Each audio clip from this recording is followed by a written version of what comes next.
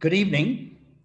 But on behalf of the Wits School of Governance, I would like to welcome colleagues and participants to this webinar on repurposing the corporation for a transformed and socially humane society.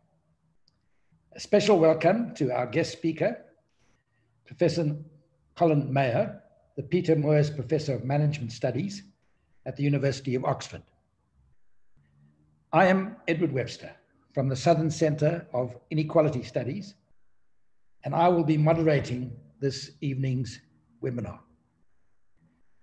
The history of the corporation in South Africa is a contested one.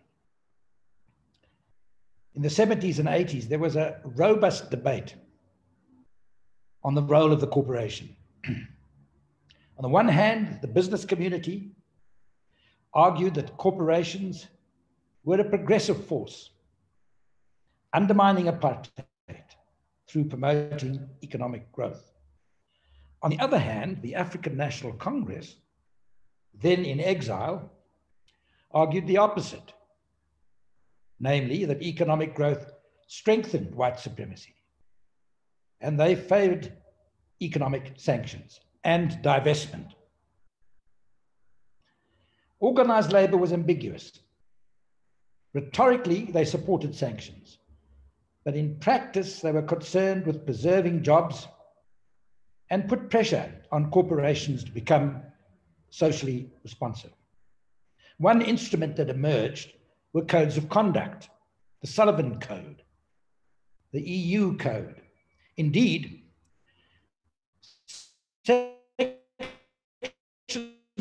of business played quite a decisive role in the later years of apartheid in our transition to democracy.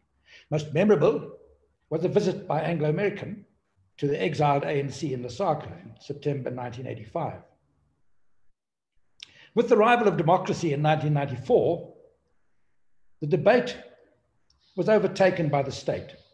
And the state, the new democratic state, surprised us all by embracing the new global order and retreating from its historic social democratic program, the Reconstruction and Development Program. The COVID-19 pandemic has triggered a bit of a rethink on the corporation amongst sections of business, organized labor and government. We've seen the emergence of arguments for new forms of ownership, including employee share ownership schemes, worker-owned businesses, and worker cooperatives, with business leaders speaking of the need for corporations to perform a more socially purposeful role. I wouldn't go as far as to speak of a new corporate movement, but I do get the sense of a business community in South Africa that is open to the argument that corporations are not only there to serve the interests of shareholders. While it's still the case that the largest corporations in Africa are for the most part concerned with resources, such as the Angolan oil parastatal, African tech companies are now large and growing. Of the largest 100 African firms, at least 7 or 8 might be called African tech giants. These firms are MTN, Naspers, Vodacom, Telkom, and so on. I'm framing this evening in terms of a question. The question I want to put to us is the following.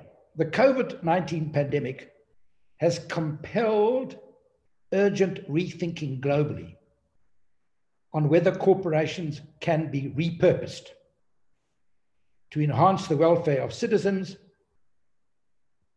and perform a more socially purposeful, developmental, and transformative societal role. We have quite a tight schedule this evening. We have to cover 6 speakers in 2 hours, 18:30 to 20:30. The panelists will be given 10 minutes each and 35 minutes for our guest speaker. For those listening, there's a Q&A facility, and please use it so we can engage in a conversation. So Let me begin by introducing our guest speaker. Professor Colin Mayer is the Peter Moores Professor of Management Studies at the University of Oxford. He's an acclaimed international scholar on the challenge of repurposing the corporation. He's the author of Prosperity, Better Business Makes the Greater Good. Better Business Makes the Greater Good. He'll present this evening on the corporation and its repurposing. The respondents who will follow him, Professor Vishnu Padayachee, Professor Pundy Pillay, Dinga Sikwebu, and Dr. Darlene Miller. And then we'll conclude with observations from Professor Robbie van Niekerk of the Wits School of Governance.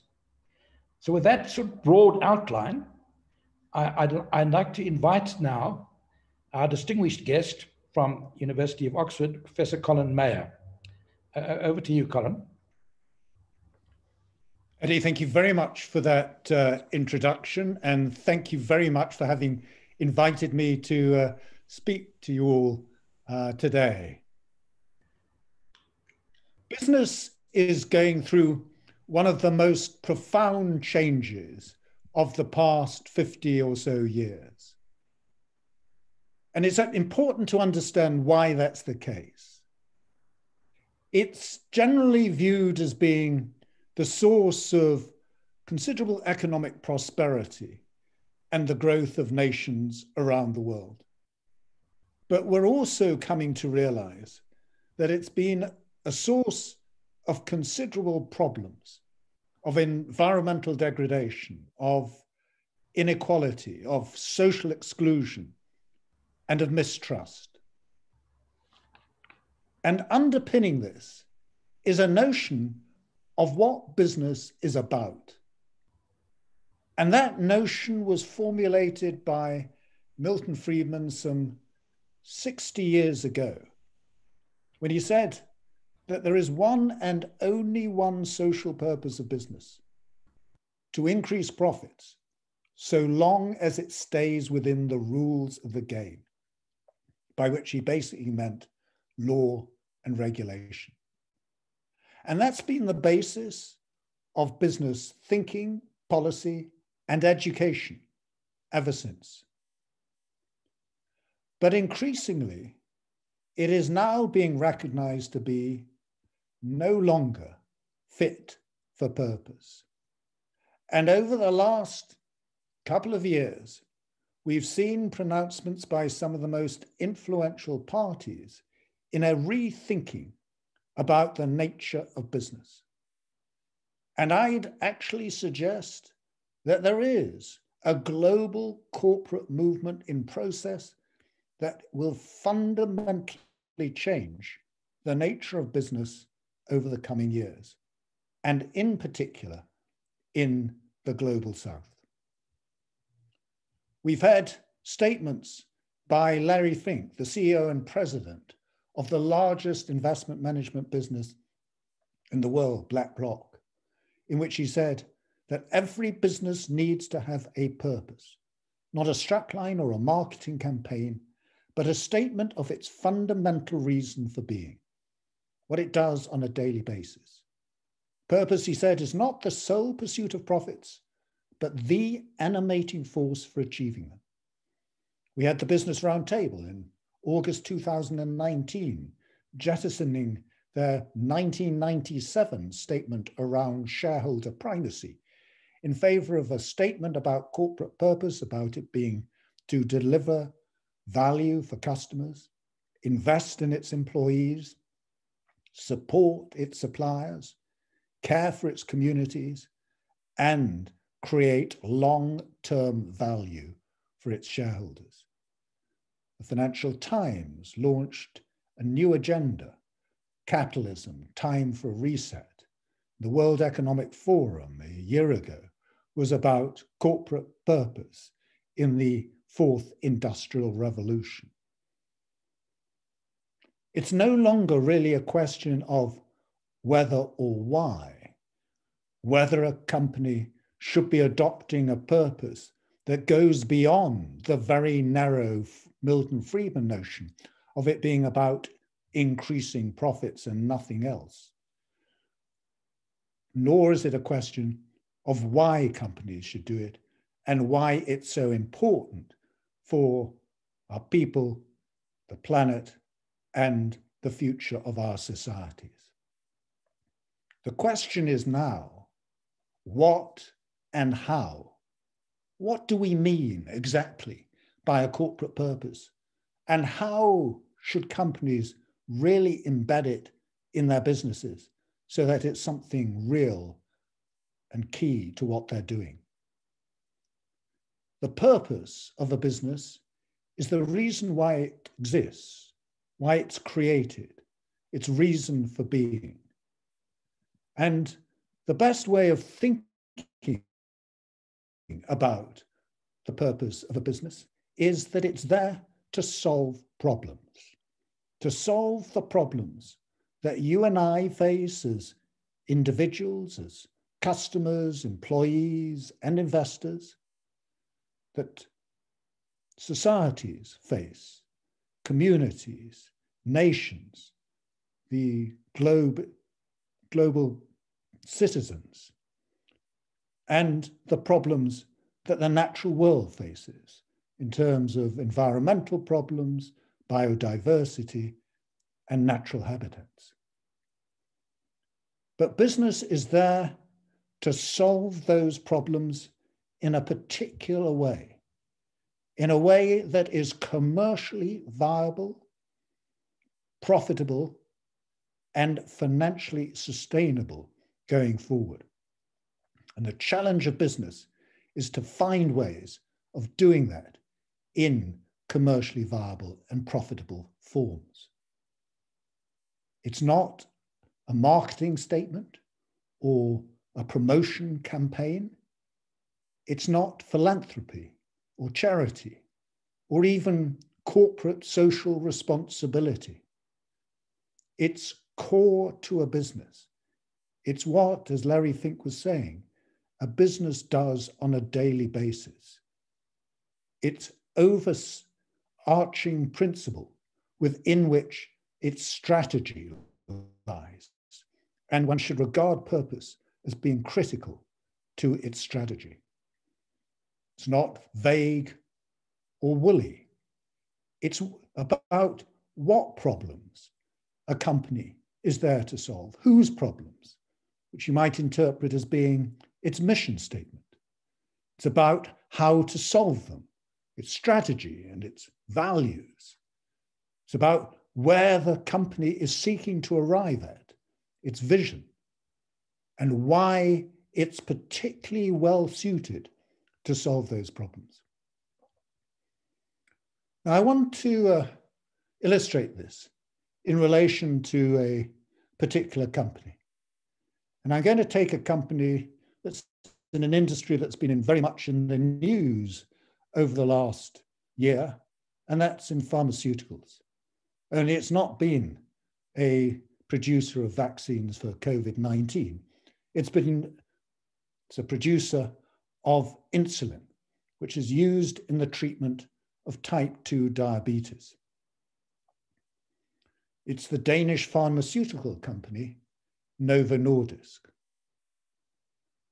A few years ago, Novo Nordisk had as its purpose simply to produce insulin. Now, that's not a purpose statement as I'm describing it in terms of solving problems. It's just a statement of what it does. And in particular, it came to realize that it was failing to reach a vast proportion of people who suffer from type 2 diabetes. 85% of type 2 diabetes is found in low and middle income countries, many of which could not afford to purchase its insulin. So it began to think further about its purpose. And it concluded that its purpose was to help people to treat type 2 diabetes around the world. So it started working with hospitals, doctors, and universities to identify the best ways of treating type 2 diabetes. And then it thought further about its purpose. And it concluded that it was even more than just helping people to treat type 2 diabetes. It should be to help people avoid getting type 2 diabetes in the first place. So it started working with governments, with local authorities, with health workers to identify the changes in lifestyle which would help people avoid getting type 2 diabetes in the first place.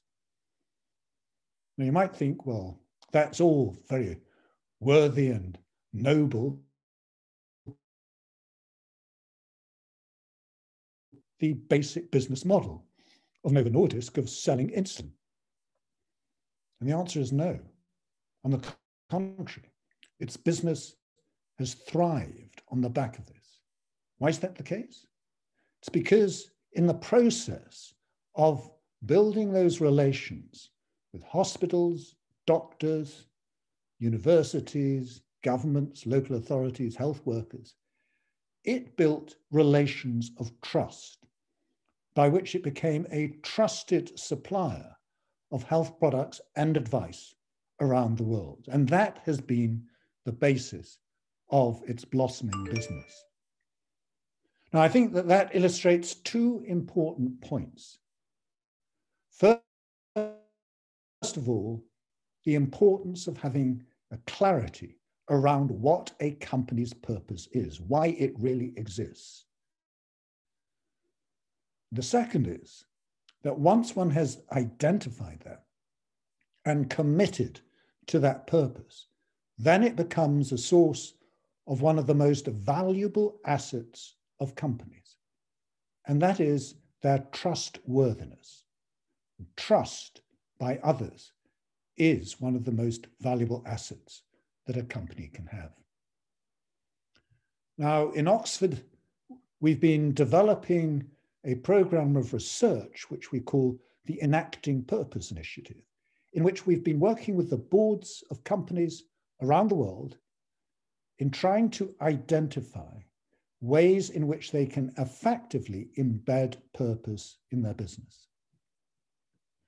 And we've developed a framework to help boards with doing that.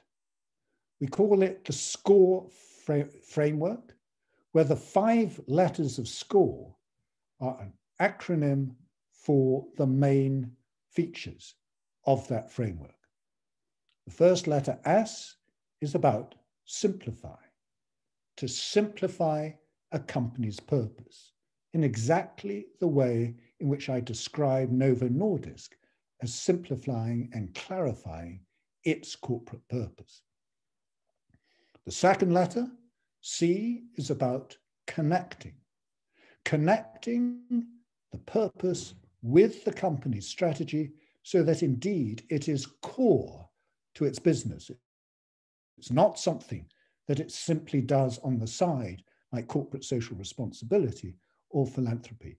It is about its day-to-day business. But it's not only to connect it with the core of its business, it's to connect the company itself with every other party that it needs to help it in delivering on that purpose.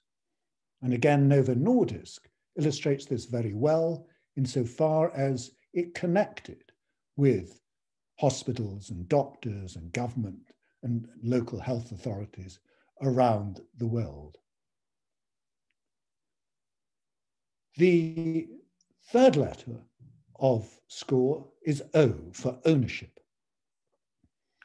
And what that refers to is the importance of ownership of that company's purpose.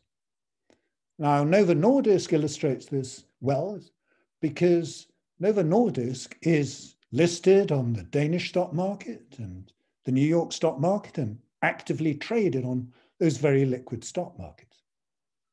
But it also has a dominant shareholder, the Novo Nordisk Foundation, which has a controlling shareholder in the company and can ensure that the company's purpose is something that the firm is committed to over the long term.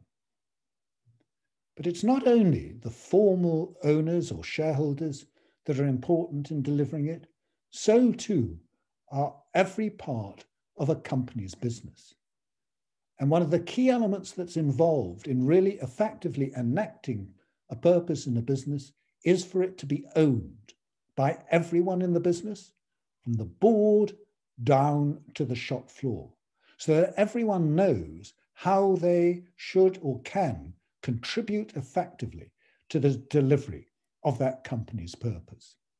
And a key element of that are the values of the business and the culture that pervades within the business, a culture that is supportive and brings people together in terms of contributing to the success of that purpose.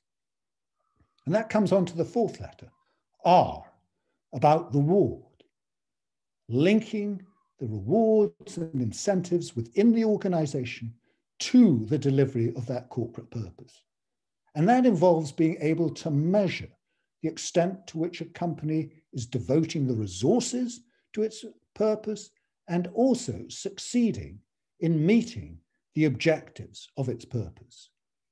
So a measurement system of whether the company is succeeding in its purpose is key, and then the rewards in terms of the remuneration and promotion within the business should be linked to the success of the company in delivering on that purpose. The final letter, E, is about exemplify, to bring out narratives around the delivery of that purpose, to exemplify how the company is delivering on it, the successes it's having in meeting it, and the challenges and failures. Because what is absolutely critical is for the company to be authentic in the extent to which it is failing as well as succeeding in meeting its objectives behind its purpose.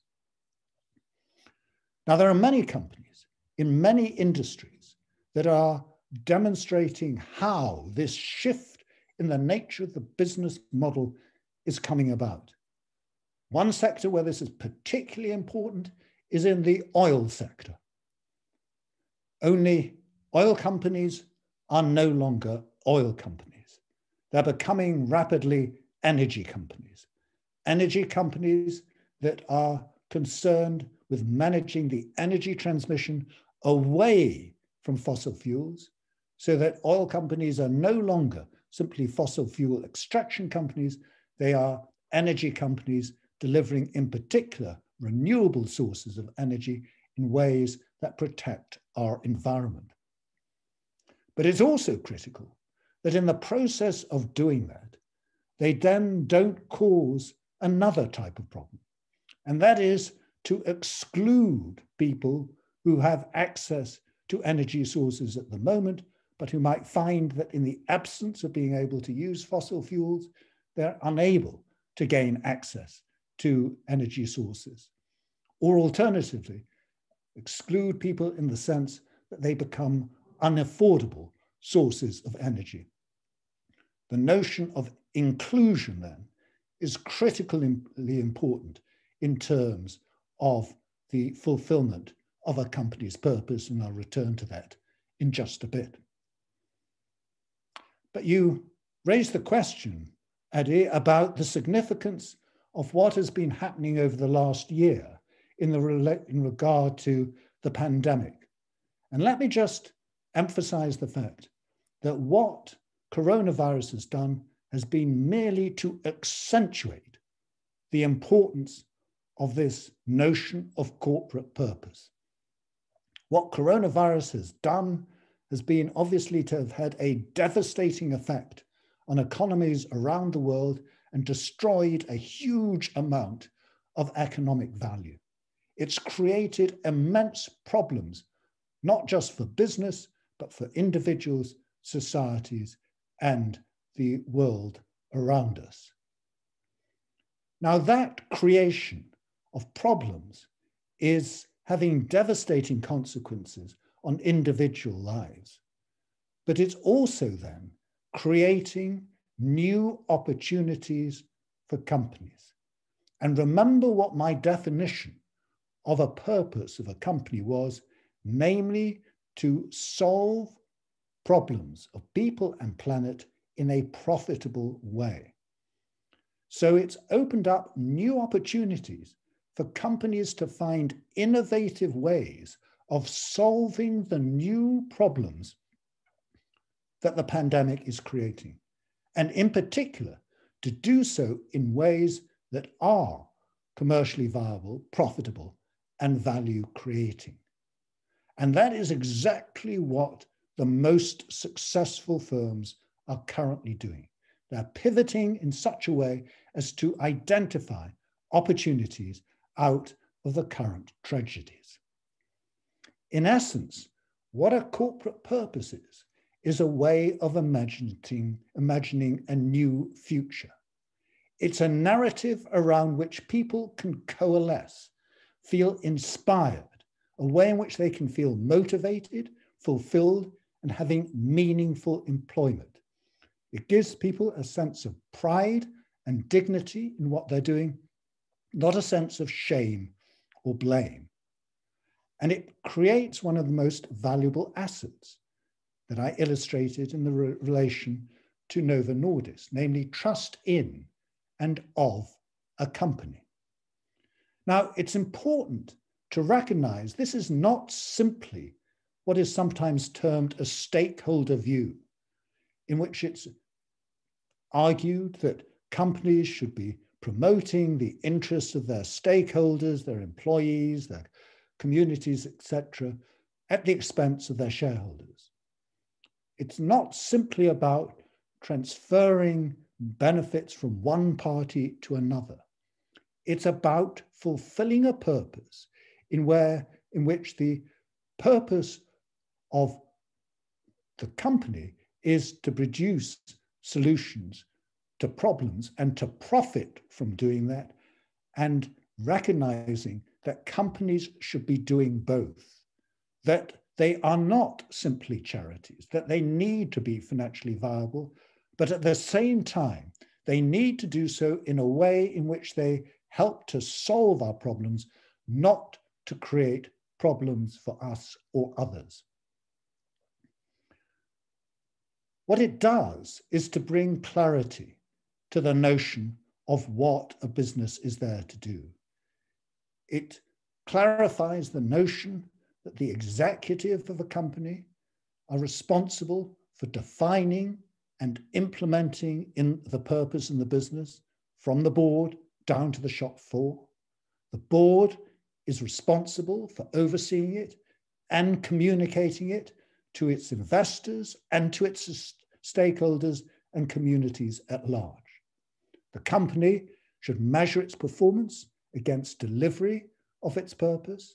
It should be accountable both to its shareholders and to its stakeholders involved in delivering its purpose. It strengthens, it doesn't weaken the accountability of a company, and it focuses the fiduciary duties of the directors and the governance of a company appropriately on why the company exists. Starting from a purpose of solving problems profitably helps to identify the appropriate duties of directors and the board, the governance and accountability of the board, and what is needed in terms of the ownership of firms to support that purpose. It moves the debate beyond the traditional one of stakeholders versus shareholders, of insider shareholders and outsider shareholders, of domestic versus foreign owners, to what is needed for both shareholders and society.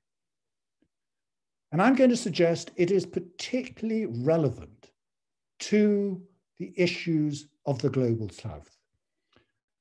I've just published a book that I've edited with one other person, which is this book here, called Putting Purpose into Practice, The Economics of Mutuality.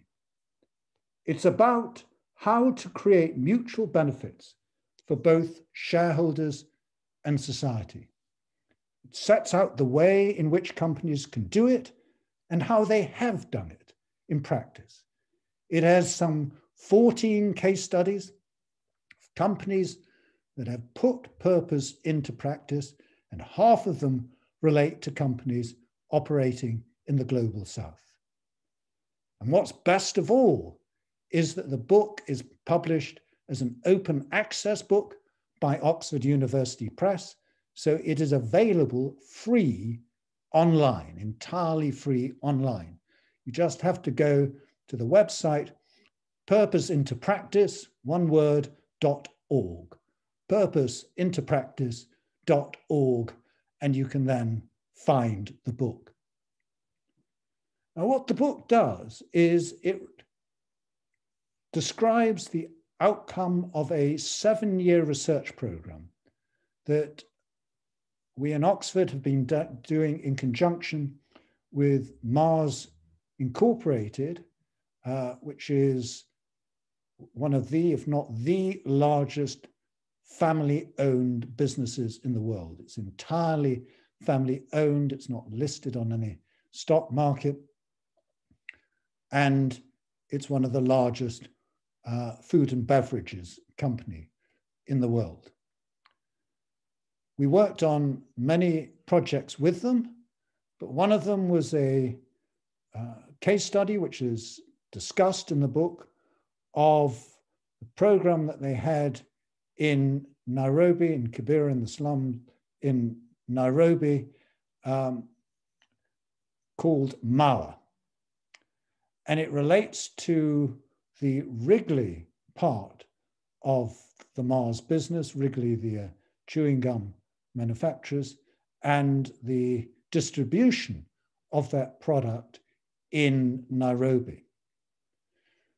Now, what the objective of that program was to train entrepreneurs in establishing their own businesses, which involved them working as what is termed uplifters, that is, distributing the products from the stock points, which were essentially wholesalers in Kibera, through various parts of Kibera and in Nairobi more generally. The program provided training for the participants and operated a profit-sharing scheme with them. Now, there were a number of important elements of that program, which are common to many of the most successful schemes of implementation. In particular, one element is in terms of delegation of decision-taking within the business. One of the reasons why Wrigley could do this in Nairobi was that it had a significant degree of discretion over how it ran its part of the business in Nairobi. And the importance of that delegation of decision-taking is in terms of having people locally on the ground who understand the local conditions and have a real understanding of the local problems and challenges that people face. And that is key to one part of the implementation of a purposeful agenda, and that is to have a real appreciation of the nature of the ecosystem within which a company is operating. Wrigley partnered with many local organizations, citizen organizations, and NGOs in developing that knowledge, and it implemented some quite innovative schemes to really make the program mutual in terms of sharing the benefits with those who are participating in it. One illustration of that was a way in which they arranged for financing of investment by people, not just in their training, to which I referred, but also in terms of helping them to purchase various forms of investment that might be needed to assist them. For example, the purchase of bikes to help people to distribute products. And what they did was to innovate in terms of new ways of financing those, so that it wasn't simply microfinance in the form of debt, but also equity sharing, which is much more of a mutual type of participation in funding those investments. The program scaled up to around about 1,000 participants today.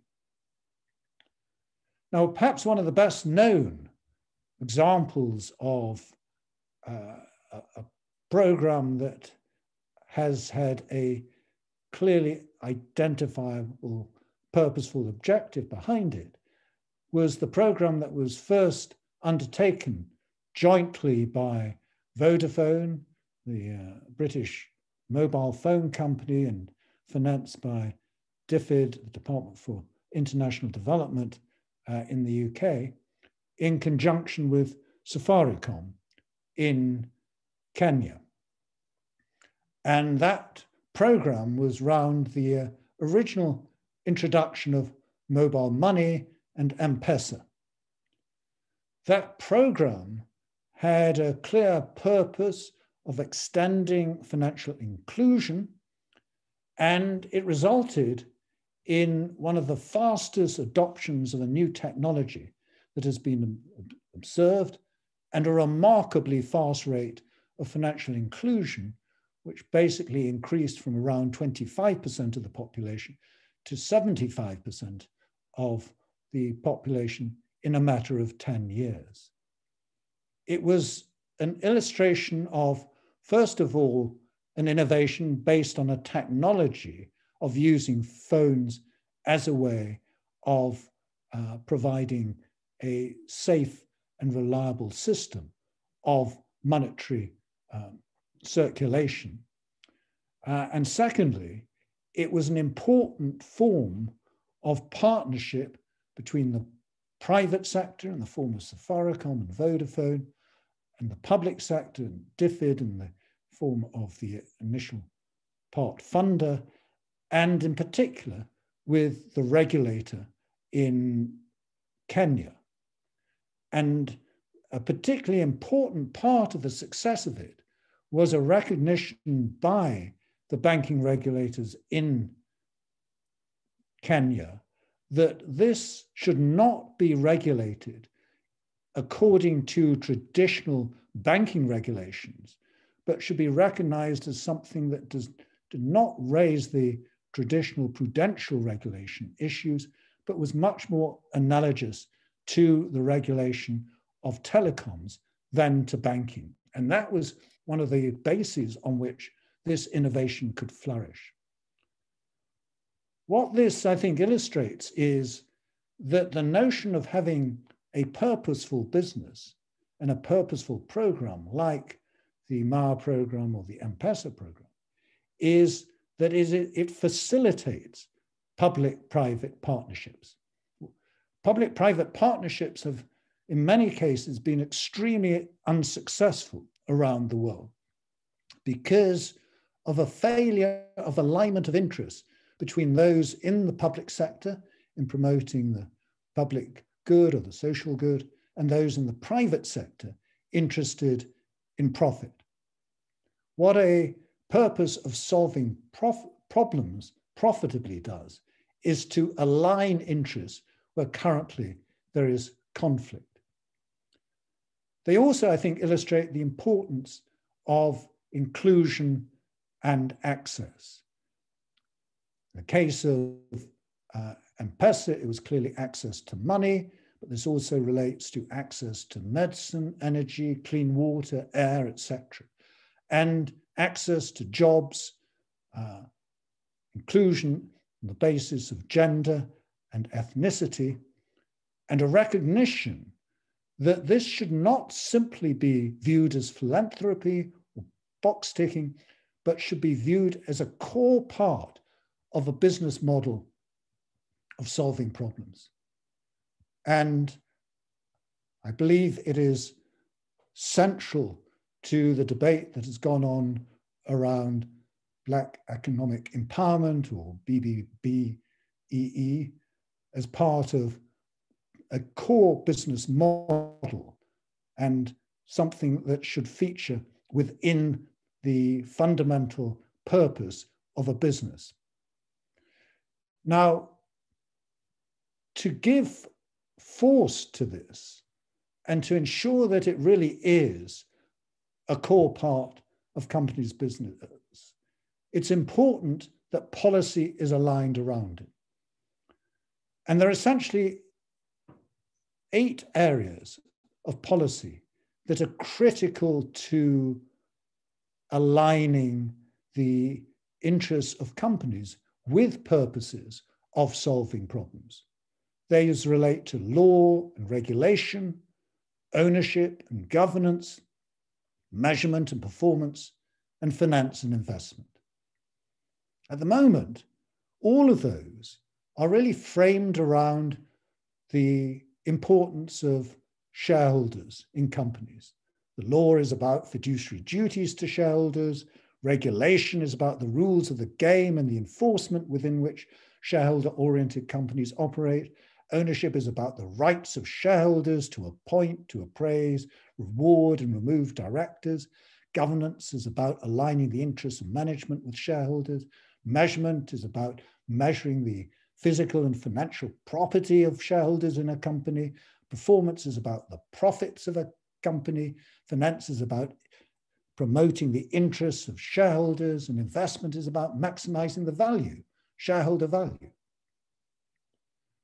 Now that's a coherent view of a business, but it's not one that encourages companies to think about purposes that regard profits as being the product of the successful solving of problems, not the purpose of business as such. If one wants to put a purpose of solving problems at the heart of a company, one has to make sure that those policies are aligned with those purposes. And that means that the law should be about the fiduciary duties of directors to determine and uphold their purposes. That regulation is not just about the rules of the game and their enforcement, but the alignment of purposes with social licenses where it's appropriate to align those purposes with social licenses, for example, in the utilities. That the ownership of companies should be not just about the rights of owners, but on the responsibility of owners to ensure that firms really are delivering on their purpose. That governance is not about accountability just to shareholders, but accountability to all those impacted by the company's purpose and on which the company depends for delivery of its purpose, including its employees, its suppliers, and communities. That measurement isn't just about measuring the property of shareholders, it's about the outputs of companies, their outcomes, and the impacts in relation to its purpose. Performance should be measured in relation to the extent to which companies are delivering on their purpose. Finance should ensure that companies have the necessary scale, duration, and risk-bearing funding to deliver on their purpose. And investment should encourage the development of the types of partnerships that I've just been describing between the public and private sectors in delivery of purpose. Now that too is a coherent view. And I think what this illustrates is the notion that what is emerging is a new view of capitalism. The traditional view of capitalism is that it's an economic system of private ownership of means of production and their operation of profit, where ownership is a bundle of rights that confers strong authority on those who possess that ownership. And firms are nexuses of contracts managed by the boards of companies for the benefit of shareholders. But the view that I'm expounding is that there's an alternative notion of what capitalism is, that it's an economic and social system of solving the problems of people and planet in a profitable fashion by private and public companies. That ownership is not just a set of rights, but of obligations and responsibilities to uphold those purposes. And firms are not just nexuses of contracts, but relations of trust based on principles and values upheld by the board. The traditional view sees the objectives of the company as being aligned with that of society through a combination of competition in markets, product markets, labor markets, financial markets, and where markets fail, through regulation. What this alternative view suggests is that between market efficiency and regulatory effectiveness, there is a void that is rapidly becoming a chasm where both markets fail and regulation fail. And in that chasm, we rely on companies to uphold our interests as customers, employees, and societies.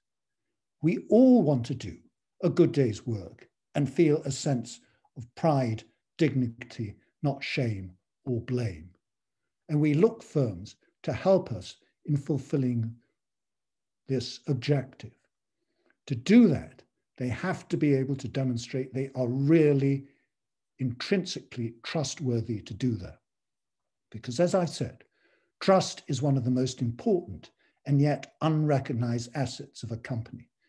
Trusted corporations are the most successful corporations, and the competitiveness of nations depends on the trustworthiness of business for the benefit of the many, not just the few, for the future as well as the present. Thank you.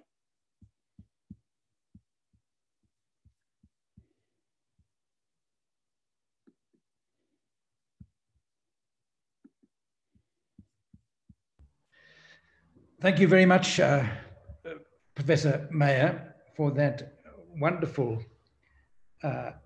account of what you are suggesting is not just an alternative view of the firm, but an alternative view of capitalism.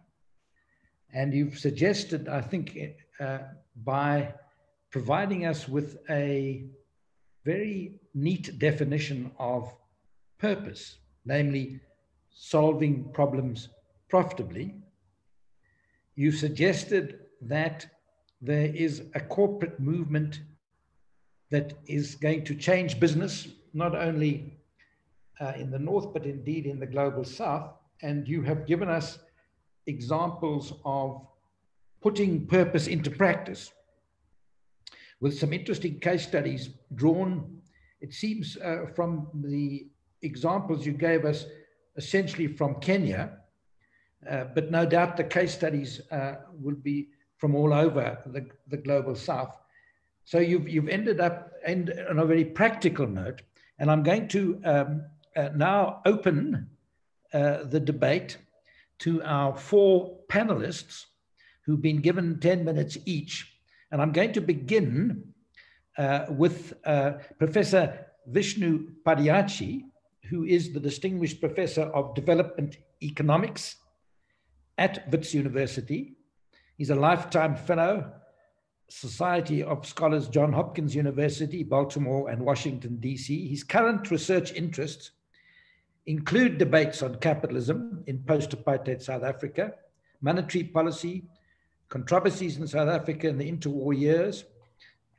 He served for 12 years on the board of directors of the South African Reserve Bank. Vishnu, it's over to you, and let me invite any people who would like to put in any Q&As, send them through. Over to you, Professor Padayachee. Hello, Eddie. Can you hear me? Indeed, we can, Vishnu. Okay, thanks very much. Thank you, Eddie, and thank you very much, Professor Mayer. I once heard you, or I think the first time, in a discussion on YouTube with somebody I've known for a long time, Professor Michael Lipton, and I was immediately struck by the power of your discussion about the role of the corporation in modern society. My comments tonight arise from my article entitled, in the spirit of Colin's presentation, is entitled Corporations and Society, which has just been accepted for publication by the Australian journal Economic and Labour Relations Review, and which in part addresses Colin Mayer's book, 2018 book, Prosperity, Better Business Makes the Greater Good. I'm sorry, Colin, that I haven't, even though it's available free of charge, I haven't yet got to your latest book. So I'm going to be speaking about corporations and society, framed broadly around your 2018 book, and making some comments about that. I want to come to the issue that Eddie raised about capitalism in the concluding comments. Now, the corporation may be viewed in a positive sense as a creator of wealth and prosperity for society in general, or in a negative sense as generating prosperity only for the few, the shareholders and the executives, at the expense of the many, including workers, customers, and future generations. And Colin's book visits both sides of this prosperity equation, although it is very clear, and I'm fully supportive of his line as to which side of that debate he falls. I support that. And the title of his book derives from this recognition of a kind of, a duality, or conflict, in a sense, between those two possibilities, capital or companies playing this positive role or a negative one.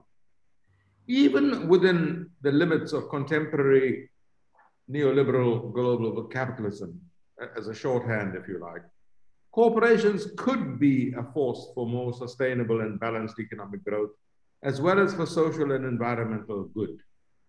This requires a clarification of its purpose in the way that Colin describes beautifully, as well as structural changes, if you like, in the composition of its decision-making structures and revised mandates for its boards and subcommittees, including, most critically, the Remuneration Committee, that often has been given the power alone to determine executive pay. I've served on the boards of companies where the board cannot overrule the decision of the Remuneration Committee on executive pay, which seems to me a crazy kind of notion, but it's there. And I argue, although suggestively at the end of this review article, which is called Contested Terrain in this journal, that the nature and variety of capitalism itself may have to be addressed alongside firm level changes for the long-term good and sustainability in aiming for a more equal society. Now, Colin Mayer's book is an answer to the question often asked by students of business: should corporations just focus on maximizing shareholder wealth, or should they also integrally be attentive to other concerns of society, such as those related to the environment, to social and political objectives aimed at securing and sustaining not only the firm, but also the long-term future of humanity itself, an existential matter at base. Now, Mayer's narrative, just because he hasn't talked about it modestly, and I'll say so, Mayer's narrative is a wide-ranging and multidisciplinary one, which takes the reader across the scholarly world, encompassing history, philosophy, biology, business, law, economics, and finance, to highlight just a few of its main disciplinary foundations. Part one of the book looks at the values and purpose of the corporation and the models of ownership and governance employed to realize these objectives, and Colin has covered these adequately. Part two looks at the history of corporations from Roman times, where it played a particular role, to the more modern early 20th century role, which I'll come to. Part three turns the discussion towards business practice and is linked to the making of poverty. Can corporations, Mayer asks, provide not only employment, which is so vital to heading off poverty and inequality in these times, but also education and training in a broader sense? Can they offer the investment in human capital that is so essential to allow people to escape poverty? Part four turns from practice to policy. He argues here that corporate law should prioritize purpose. It should require companies to articulate their purpose, incorporate them in their articles of association, and above all, demonstrate how they can credibly commit to the delivery of purpose. Part five discusses finance and its role in promoting growth, investment, innovation, and economic development. And I argue that the book makes a major and significant contribution to many key themes linked to the big ideas that currently engage us and influence corporate and state policy directions in a violently unequal world. Without being labored, Mayer's book is concerned with inequality and the role of corporations, especially in the preceding era, in the 20th century, in contributing to growing inequalities of all kinds all around the world. And he holds up a mirror to corporations in historical context and asks them whether and in what ways they wish to become part of the solution to our many interlinked crises, growth, inequality, and the environment being the key one. His book is a powerful narrative of the role that corporations can and should play in the making of a better world, one based on community and social solidarity. I think there are limitations to the book, which I'll come to later.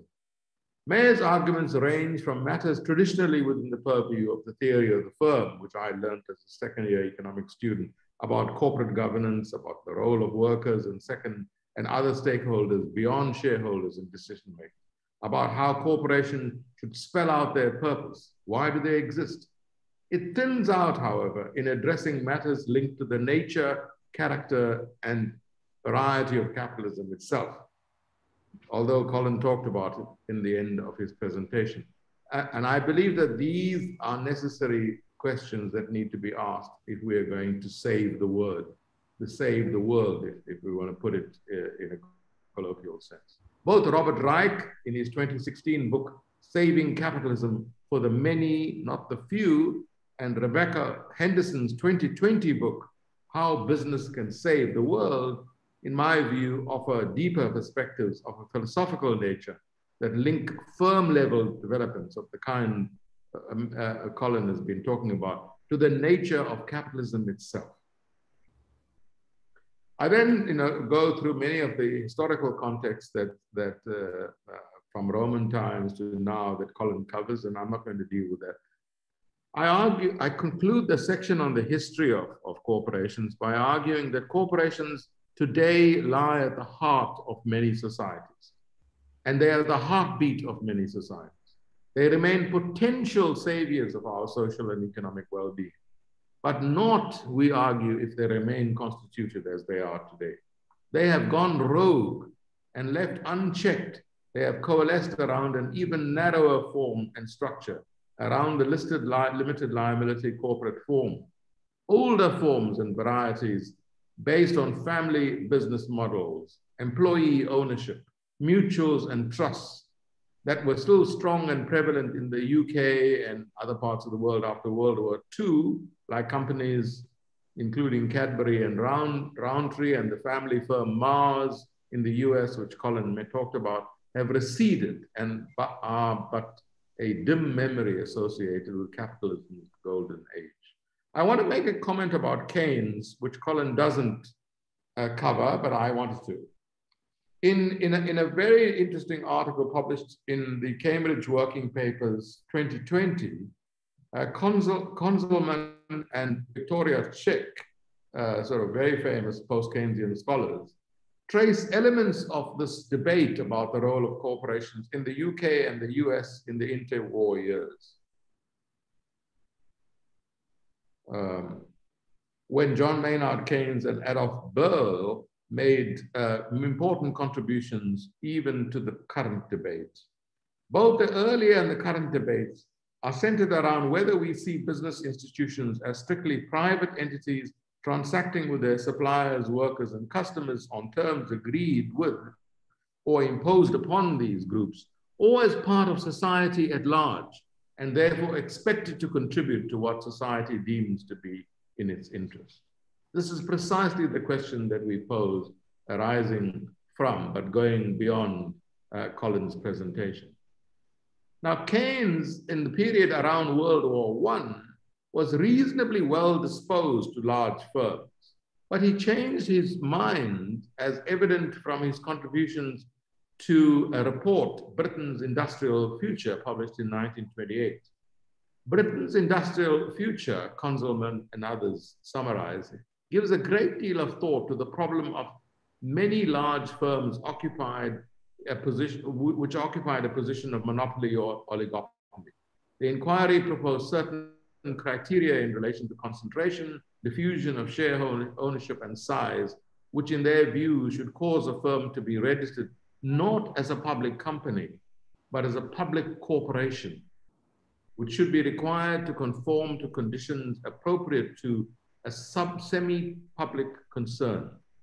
Unfortunately, this recommendation of Britain's industrial future was not implemented. The signatories of that book or that report were, however, clear. Industry is not an end in itself.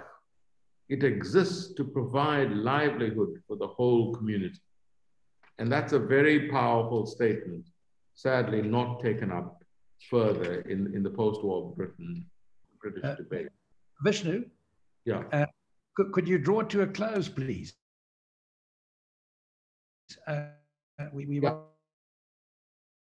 I'm to end by two comments, Eddie, if you allow me. The debate about the purpose of the corporation raises questions about the future of capitalism itself and the search for alternatives, what Colin ended his presentation by beginning to think about. Here, both radical social democracy and socialism, long neglected and ridiculed, may be candidates for serious reconsideration.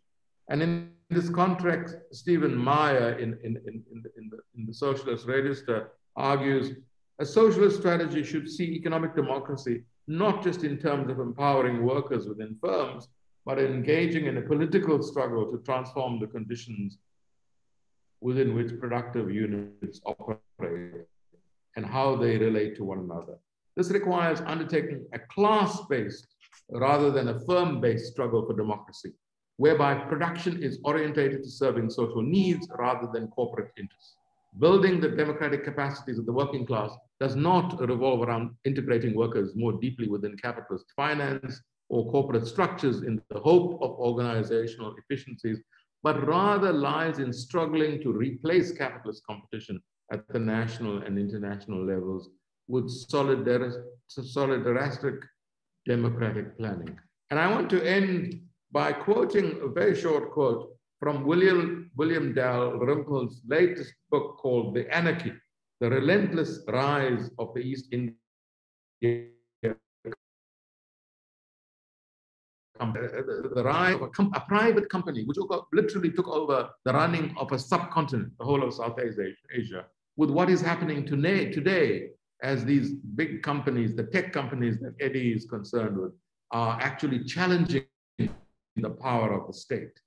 The East India Company remains today history's most ominous warning about the potential for the abuse of corporate power and the insidious means by which the interests of shareholders can seemingly become those of the state.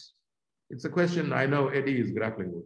For as recent American adventures in Iraq has shown, our world is far from post-imperial and quite probably never forming itself into forms of global power that use campaign contributions and commercial lobbying into multinational financial systems and global markets, corporate influence, and the predictive data harvesting of the new surveillance capitalism, rather than, or sometimes alongside, overt military conquest, occupation, or direct economic domination to effect its ends. 420 years after its founding, the story of the East India Company has never been more current. Thank you,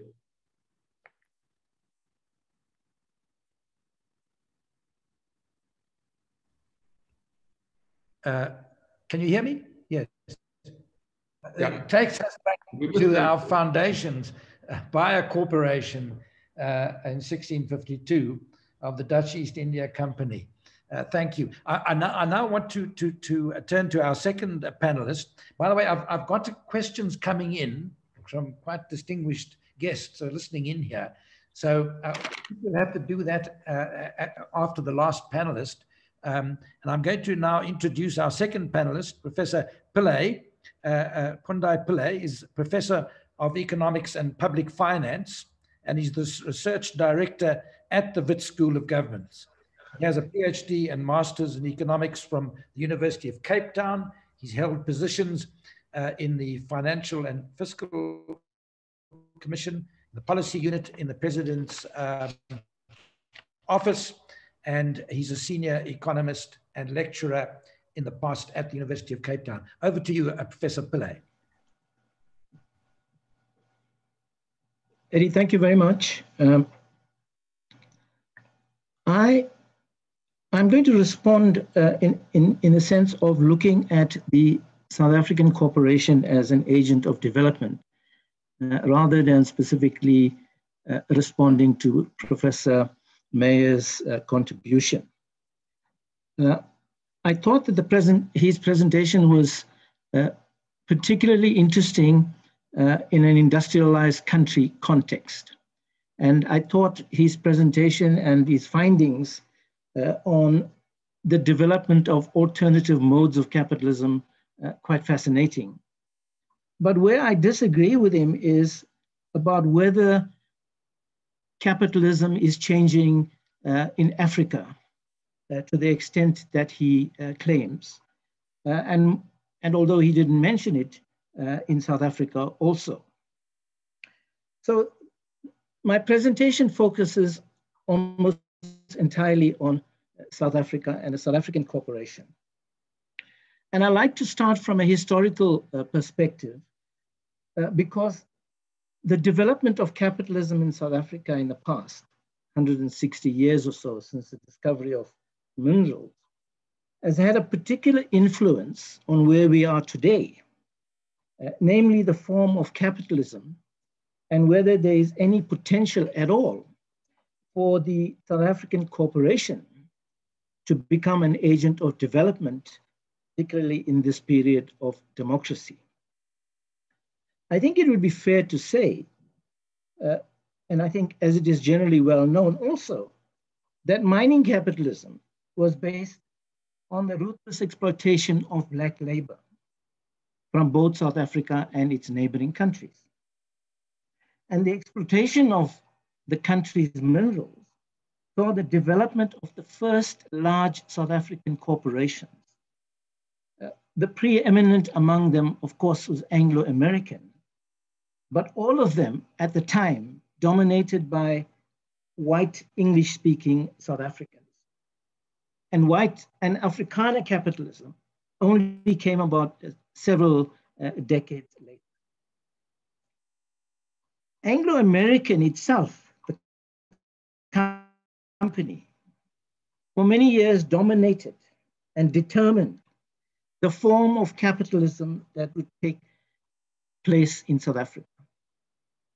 Ironically, a very quote unquote Anglo-American type of capitalism, namely that which dominates or has dominated in the US and the UK, as opposed to the social democratic countries of Europe, particularly Northern Europe.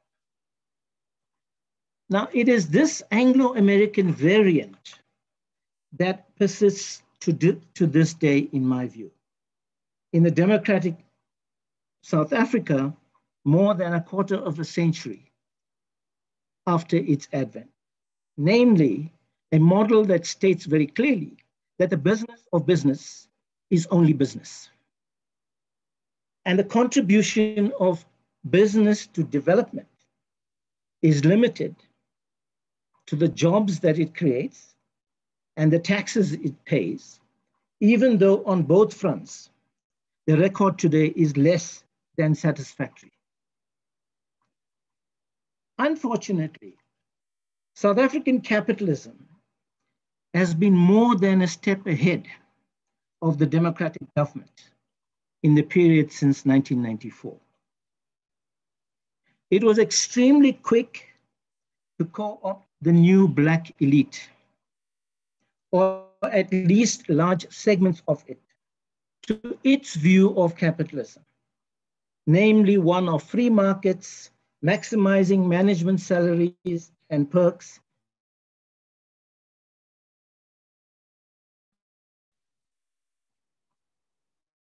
so we have a situation now in the democratic South Africa where it is actually not possible, in my view, to distinguish between old white capitalism and new black capitalism. They both reflect, to a large degree, characteristics of the dominant Anglo-American of the 19th and 20th centuries, namely focused almost solely on monetary gains and hardly ever on the broader developmental challenges that afflict our society. Now, coupled with this,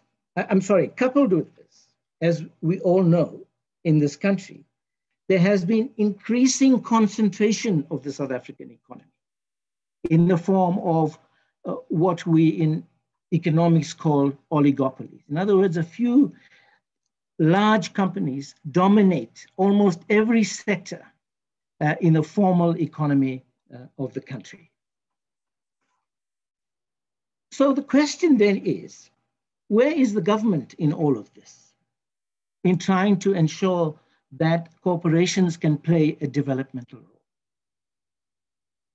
I regret to say that the relationship between government and business since 1994 has been singularly one-sided in favor of business. And I would argue in this context that the government has shown an incredible weakness in its ability to forge an appropriate economic policy. Let me give two examples here of where South African capital has dictated to the government. The first is the migration of our companies, mainly to the UK and the US. And early in our democracy, many of our leading companies sold the government the argument that they had to be based in London, New York, and so on, in order to be close to sources of investment.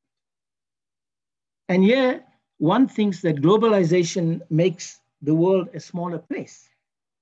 Yet these capitalists managed to persuade the government that they had to be in the northern countries. Well, many other countries have not done this. They do not allow their leading companies to migrate. An example, for instance, is Australia. And the final point one wants to make in this context is that the government is very keen on foreign direct investment. We have huge conferences annually to attack FDI. So what message are South African companies giving to overseas companies when they are migrating to the northern countries and they expect those countries to come and invest here? The second example where I feel government has been incredibly weak is around macroeconomic policy. And I feel strongly that macroeconomic policy has not been sufficiently adventurous in order to ensure growth and employment. To many, it would appear that macroeconomic policy is designed by a coterie of other players other than the government entities, such as the South African business sector, rating agencies, IMF, and so on. In short, the government has not taken ownership of macroeconomic policy. However, in fairness, where the government indeed has been extremely courageous has been in the realm of competition policy, where it has exposed price-setting collusion in a number of sectors such as construction, banking, bread, aluminum, and so on. So the question that has been put to us is, can the South African corporation be an agent for development? I think it depends fundamentally on whether the government has the courage to take some really tough decisions on economic policy, on getting established capitalism to work with small businesses, to think more deeply about how it can contribute to addressing not only the challenges of low economic growth, but the equally pressing challenges of unemployment and poverty. And through measures other than asking labor to lower wages.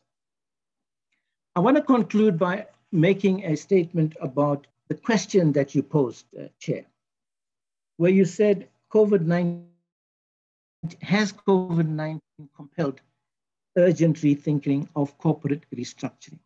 My short answer to that is yes, but only in the short term. South African capital individuals have contributed large sums of money. The corporate fund is established to help the government and so on and so forth. But there are no indications as yet that South African capitalism has fundamentally changed in the way it operates to address the challenge, for example, of this incredibly high levels of unemployment we have. It has shown no indication that it is willing to help the small business sector develop, and so on and so forth. So unfortunately, my presentation is somewhat pessimistic, but I think it reflects more what is happening in our country than it does in the countries that Professor Mayer described. Thank you very much.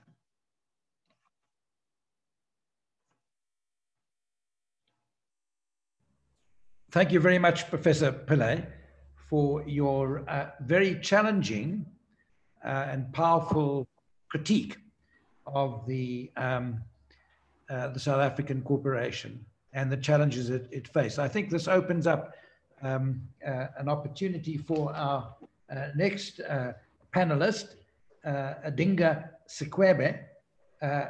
Dinga is a long and distinguished career as a trade unionist in the National Union of Metal Workers of South Africa, NUMSA.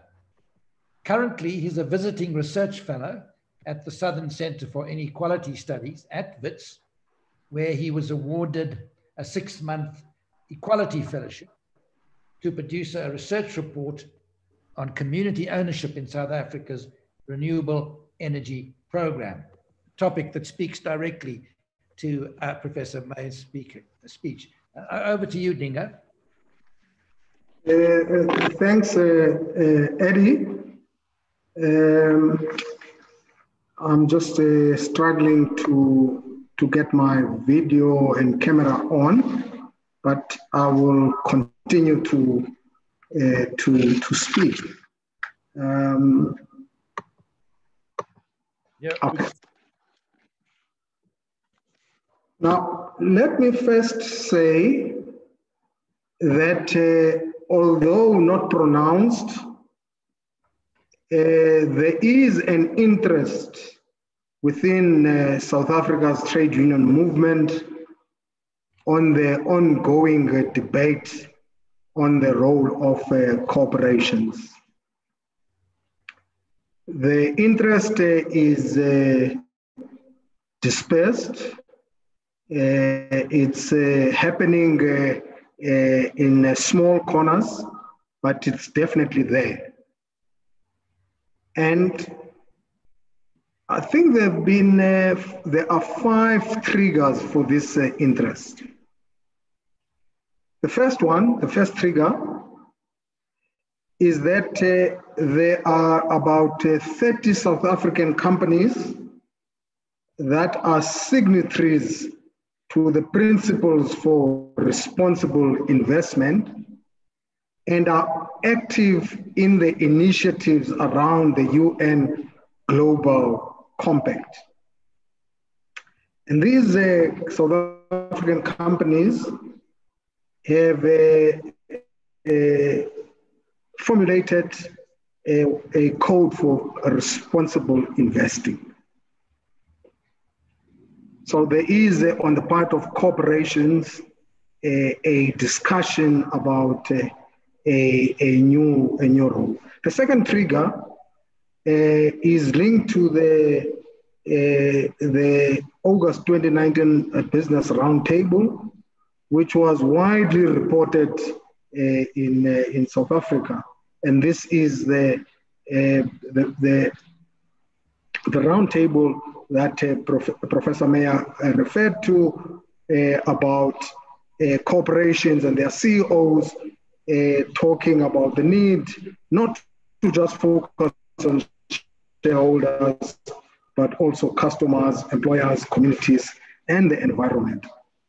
The third trigger in the union movement for reconsideration of the corporation were the campaigns and programs in the Jeremy Corbyn and Bernie Sanders election campaigns, where the issue of ownership and stewardship within corporation was a serious discussion as those campaigns explored the question of alternative forms of ownership. The fourth reason for the interest within the union movement is that the two instruments for redistribution used after 1994 in South Africa, which is the broad-based Black economic empowerment and the use of public ownership in the form of state-owned enterprises, both of these instruments have been ineffective. Fifthly, and lastly, as a trigger has been the COVID-19 pandemic. In my own union, there's been a discussion with employers about how to ensure that there is a recovery in companies. And this discussion has put at the center the question of the corporation. And unlike previously, the union has been discussing questions about how to ensure that there is some swaps where the money that is owned by companies is given to workers in a form of equity. Now, I don't want to exaggerate this interest because there are big questions about the corporate movement that Professor Colin Mayer spoke about.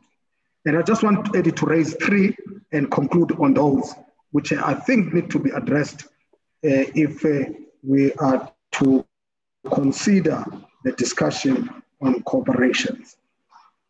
The first and important question for us as unions is about the scale at which this repurposing of the corporation is to take place.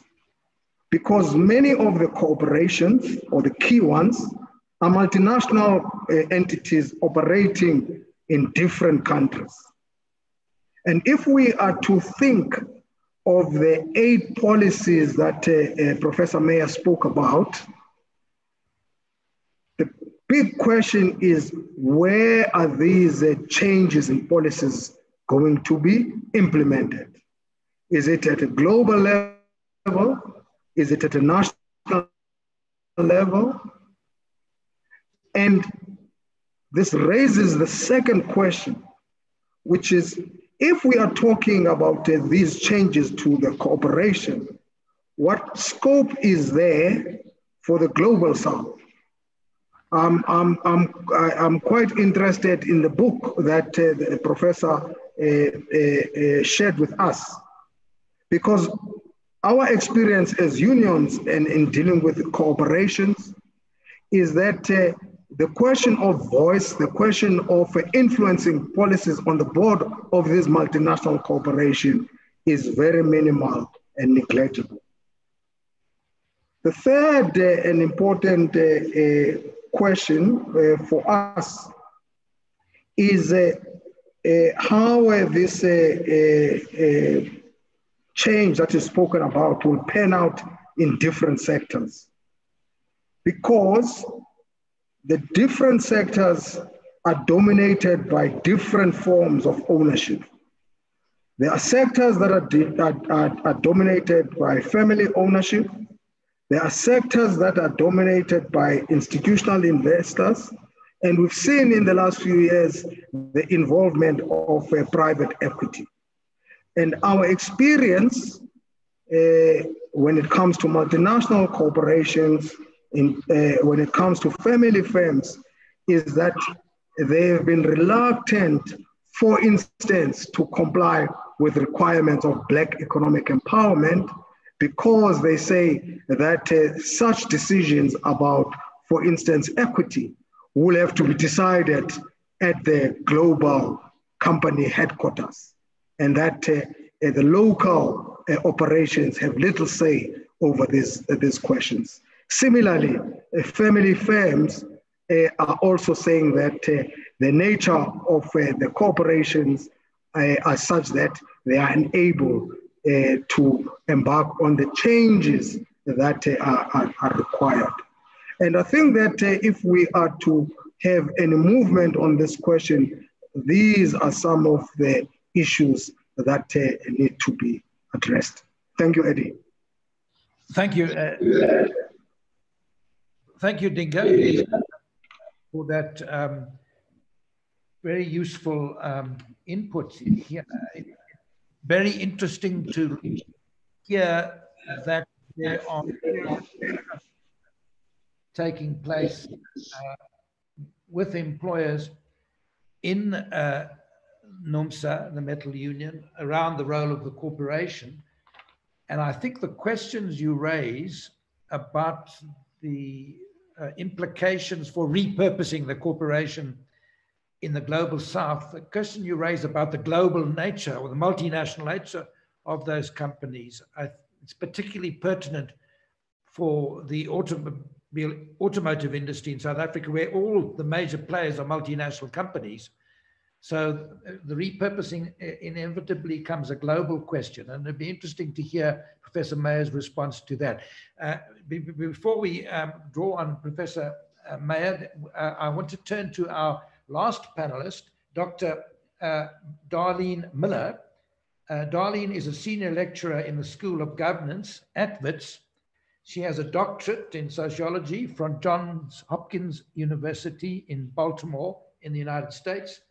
In her activist days, she was the National Education Coordinator of the Retail Trade Union in Cosatu.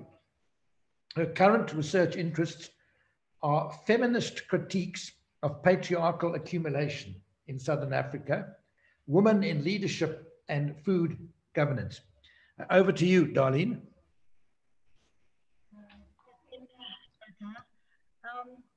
So I want to engage with this wicked problem of the corporation as a Black feminist activist in decolonization, and continue with the contextualization of our discussion within the enduring trust deficit in the corporation in Africa. And I hope that Takalani Ratiyaya and Advocate Madonsela, that some of my points will address the questions that you placed in the chat. So I have 3 points I'd like us to consider. The one is trust, affect, and the decolonization of the corporation. The second is the importance of rising social movements for the discipline and regulation of corporations. The third is the decolonized corporation today, in South Africa today, what I call a dodgy agglomeration. And then a conclusion to support the repurposing of the corporation. So I want to begin with Professor Mayer's focus in 2013 on what he calls the dark side of the corporation in the colonies. As he says, to quote him, the unleashing of the corporation's darker features. So to begin with trust, affect, and the decolonization of the corporation. My first question as a Black feminist is, why would we trust the corporation in the African context? In Kulumbila, in the southwestern part of Zambia, what they now call the New Copperbelt, African women there have seen 2 phases of mining investment, both by foreign investors. In the phase of colonization, the bodies of the male miners were sucked dry. When the prices of copper crashed, the mines and the investors, the British South African company, that famed colonial corporation, spat out the bodies of our Black African men, leaving them unemployed, wasted, beer-soaked, marginal for their remaining lives. The women took heed of this. In 2008, a new wave of land grabs has been unleashed on Africa. In this new copper belt, Australian and Canadian investors have carefully negotiated with the Zambian state to allow them to resettle villages in what they love to call underutilized land. But this land is part of a commons for women subsistence farmers. The women have been skeptical. They say that the mines came, took them in, spat them out. Will this be their same experience of the mines this time round? The capacity of these African women to regulate the practices and purposes of powerful transnationals is severely limited. So the women have this to say. On 1 or 2 hectares, they are assured of feeding their children. The land may dry out, but over time, the land comes back to them. The land is a forgiving lover, they say. So their dilemma now is who to trust, the white male foreign investors who have come again in another scramble, or the land, which has been their constant friend. Their affect is closer to the land and less to foreign investment strangers. Could trust and affect work differently with investors and companies from within our continent? My own work raises some of the problems with the regional firm. Point 2, on the importance of rising social movements. Are companies always rapacious exploiters? Of course not. Beverly Silver shows how cycles of militancy and decline amongst labor follow the cycles of expansion and contraction of capital accumulation. The colonial company did at some points show significant social benefits and care for its workers. In the 1930s and 40s, the labor commissions, the wage commissions, the housing policies. So resistance and unionization that they encountered in that period brought new protections for African labor, what I call new regional claims from labor. Social movements, therefore, are one critical predictor in the repurposing of the corporation from taker, the corporation, to giver, the worker, the laborer, society. But in South Africa, our social movements are extremely fragmented, uneven, embryonic in new areas like food sovereignty. The decolonized corporation today, a dodgy agglomeration. We have in the new South Africa corporations that are led by Black men, often African patriarchs, implicated, as you point out, some of our commentators in the chat, in the project of elite accumulation. Why should we trust them? Their political and social alliances are between white oligopolies and monopolies, as Prof. Pundy has also mentioned, and a nascent Black business. They form cultural and political cliques that drink together, womanize together. I write about that in the Dingaization of post-apartheid South Africa, about how the accumulation of women, patriarchal princesses, some call this, both Black and white, is part of the strategy of accumulation. So, how to repurpose corporation? In some way, Prof. Mayer is saying the corporation is something of an institutional shell in which obligations, responsibilities, and commitments can and need to be central. In South Africa, a common misconception and a theoretical misconception is to conflate the corporation and capital. But as our human geographers remind us, capital is a social relation. The corporation is a historical institution that changes over time. However, is your characterization of the corporation almost as what you make of it ahistorical, given the emergence of the corporation in the same period of the birth of capital?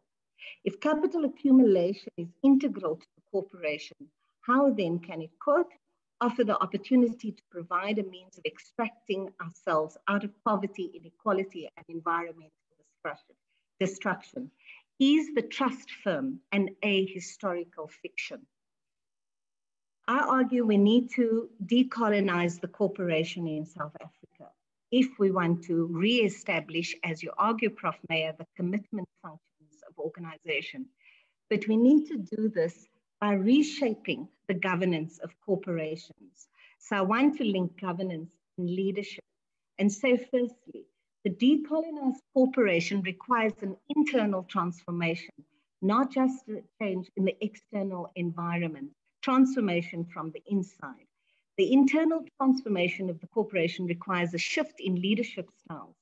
Leadership in our society, thirdly, is steeped in patriarchal systems of governance.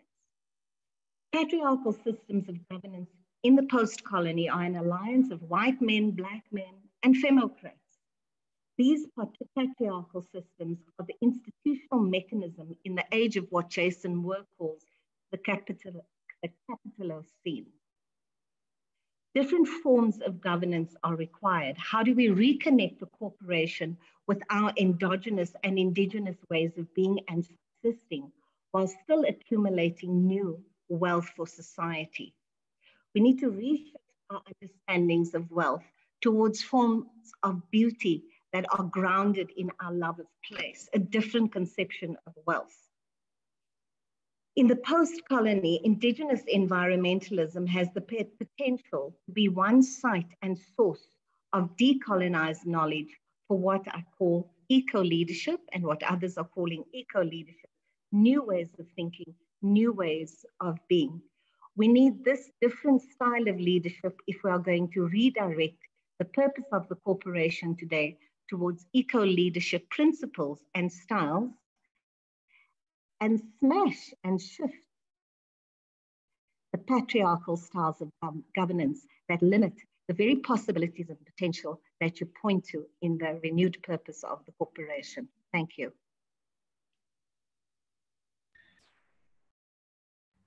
Thank you, Dr. Miller, for your stimulating presentation and challenge to Professor Mayer and indeed to all of us to think of decolonizing the corporation and connecting with indigenous ways through the concept of eco-leadership.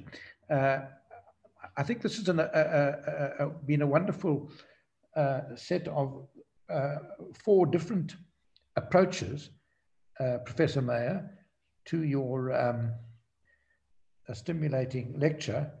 I think what I'm going to do is hand over to you. We've got 20 minutes to discuss. If I could, maybe to open up the questions, Colin, is to read to you 2 questions that have come from the audience. Are you comfortable with that? Yes, very, very much. Could I just say before you read them out, I'm unable at the moment to put on my video again. I don't know if there's something you can do at your end to allow me to do that. Lerato, can you help us in any way? Okay, all right, thank you. We can see you. Yep, no, that's fine. Thank you. Thank you, thank you. Okay, can I proceed? May I proceed? Please do.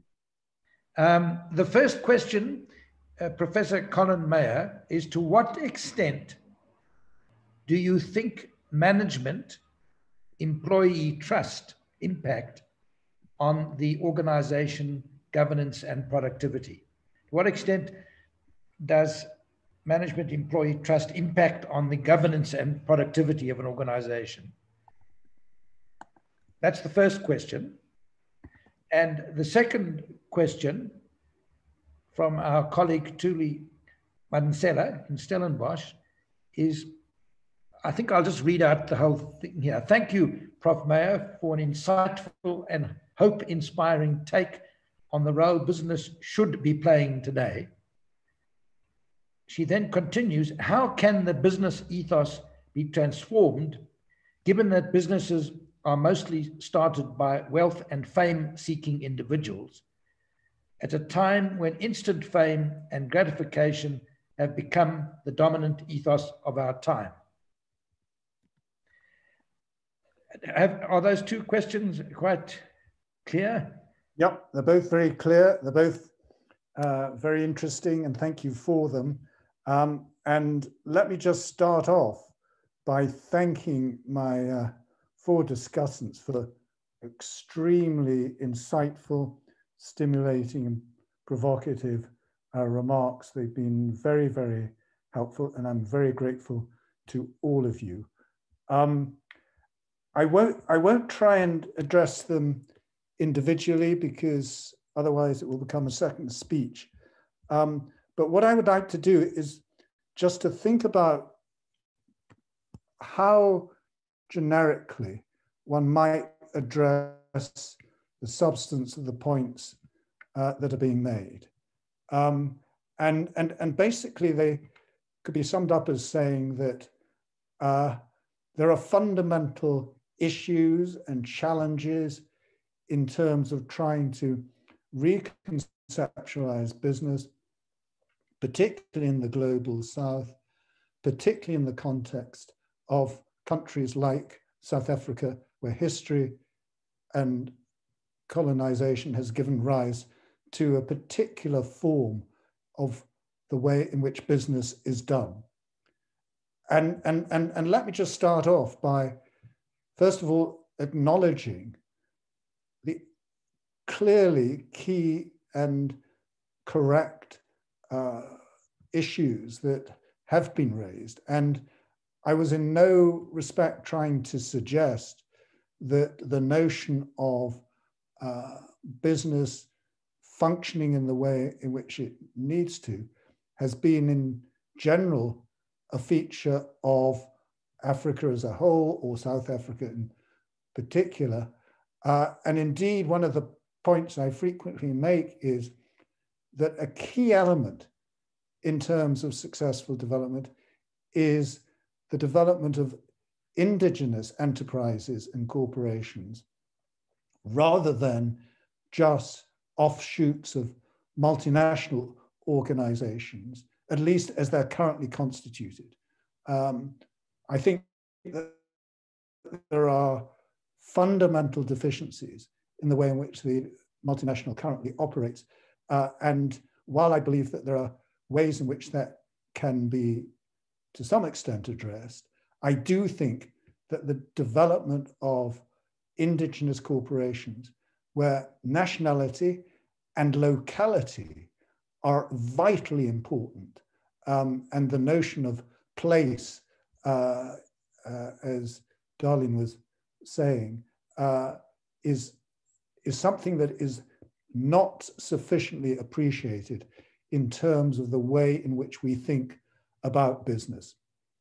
Now, to address the general commentary that has been raised, I would just like to say that, to my mind, the most important thing to do at the outset is to think about and understand what is one trying to achieve. Because there is a great risk in this area that one falls into exactly the problem that has got us to where we are.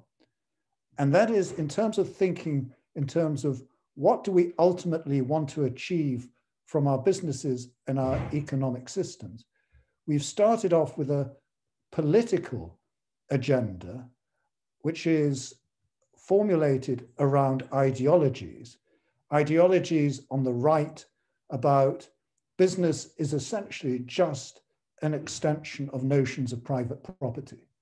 We own cars and houses and other things, and we own companies as shareholders and owners of that firm. And we should think about them, therefore, as a form of property. And if one raises questions about that, then people on the right say this is an infringement of people's fundamental rights of liberty and freedom to own property. As against on the left, which sees the corporation as essentially an extension of the state and something that should be held in public rather than in private ownership. Now, I think that starting from those positions, one immediately sets up conflicts in the debate, but more significantly, one is failing to address what one ultimately is seeking to do. And that's why I have structured this discussion in a rather different way around what I believe we are seeking to achieve from business and economies more generally. And that is that basically we are all here to help everyone else solve the problems that they've got. And that what institutions, of which corporations are an example of, are organizations that help us to do that, not just as individuals, where we are in many cases unable to be very effective in terms of solving other people's problems, except on a very local, largely family or community basis, but where collectively we can achieve far more in terms of fulfilling that objective of a purpose of solving other people's problems. And I can explain why that as a purpose is such a powerful and important notion, because of the way in which it unleashes the potential of all of us as individuals then to contribute our full potential by helping others to achieve their full potential.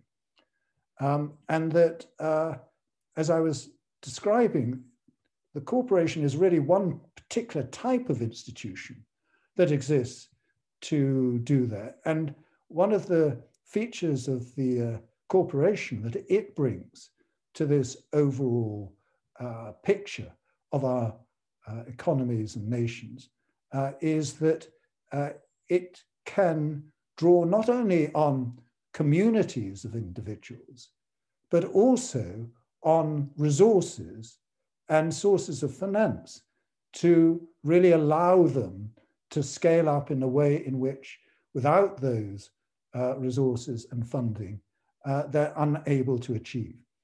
And that really what we're therefore trying to do is to think about how do we conceive of a corporation in such a way that it is fulfilling that objective of each and every one of us contributing to solving others' problems in the most effective form.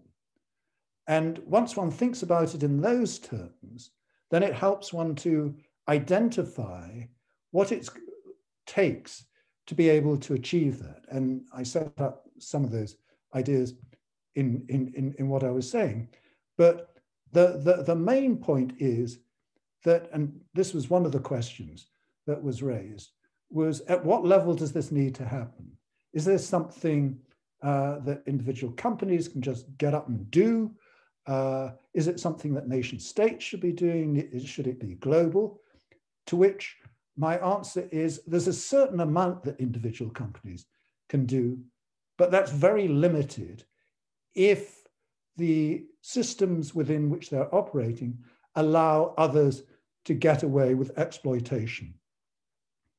And that therefore, there is a requirement to establish, at the very least, some minimum basis of what is deemed to be acceptable behavior. And what I regard as being absolutely key to that notion of what is at the very minimum acceptable is that one should not derive benefit from inflicting harm on others in any form. And that in the context of a company, that notion of benefiting from inflicting harm is reflected in profiting from inflicting detriments on others. Now, the reason why I think then that one simply will not be able to progress very far without at the very least addressing that issue is that so long as there are organizations that can flourish through creating environmental, social, or whatever detriments, then it will basically continue to undermine the operation of our economic system. So one has to establish that as being a basic requirement. But then one has to go beyond that and recognize that, first of all, that has to apply at a global level. That this notion of what a corporation is and is there to do has to be something that underpins the way in which we structure business around the world.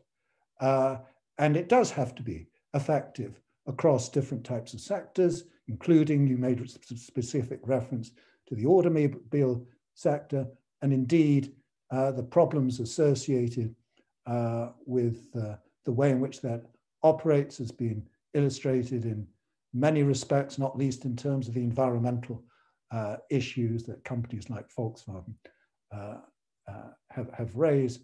But more generally, as a number of you have indicated, there is a growing problem, particularly around the digital technology sector, in terms of the creation, not just of monopolies, but something that is becoming much more insidious, and that is the emergence of natural global monopolies, which is precisely what a social networking organization is. There is no limit to the extent to which its economies of scale increase as it increases the size of its markets.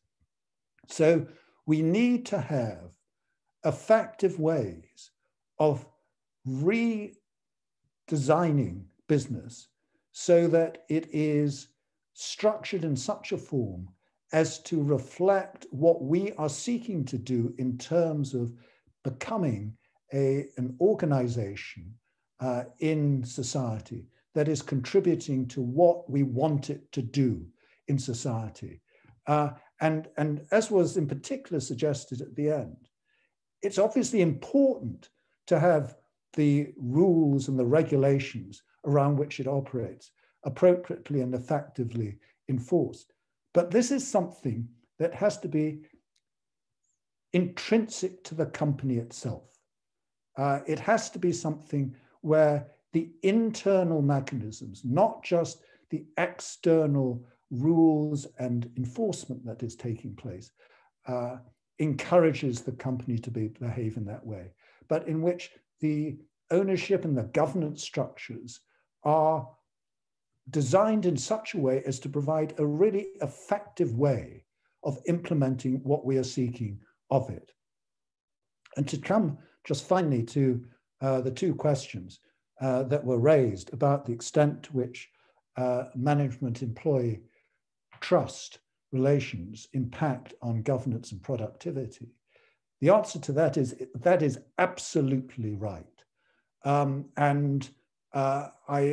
recently done a report for an inquiry that's going on into the UK about the levels of inequality which exist actually to a very extreme extent in terms of regional inequality, at least amongst developed countries, between the southeast of Britain and the rest of the country. And that in large part reflects a problem in terms of the productivity of firms and the low productivity and the low levels of inclusion that exist within companies in the UK.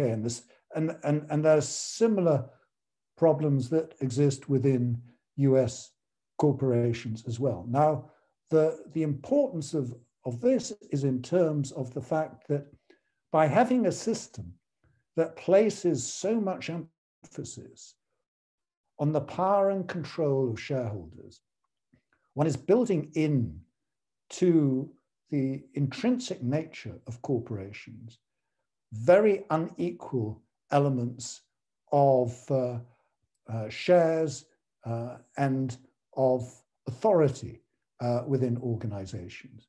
And that has very detrimental impacts on the productivity, the willingness, the engagement of employees, the extent to which they do regard themselves as performing any sort of fulfilling employment.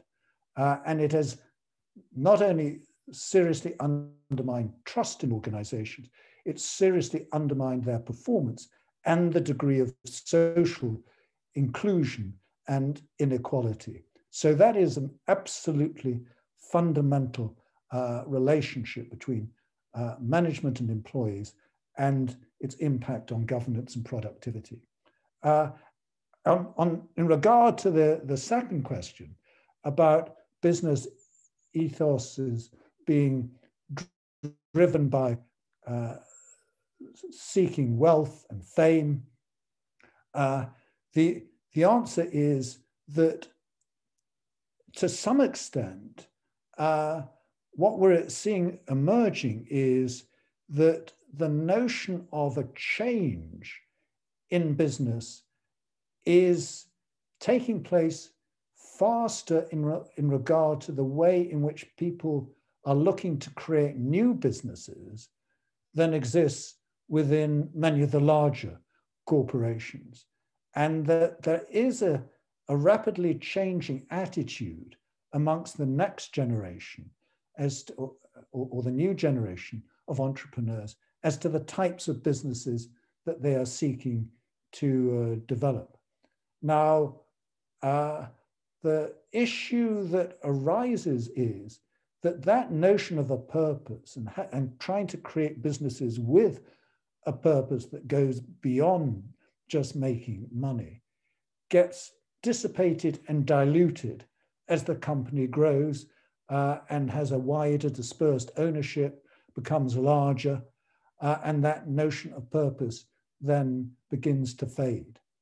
And what this reconceptualization of business is seeking to do is to really, from the very outset, embed the idea that when someone creates a business, they have to think about its role in society, what it is really there to do, to recognize that that is its purpose and its profits are derivative of the extent to which it succeeds in that, and that notion pervades throughout business as it grows from being a startup, a sole proprietorship, to it becoming a major multinational organization, where the degree to which it influences our societies is multiple orders of magnitude greater than that of the startup companies.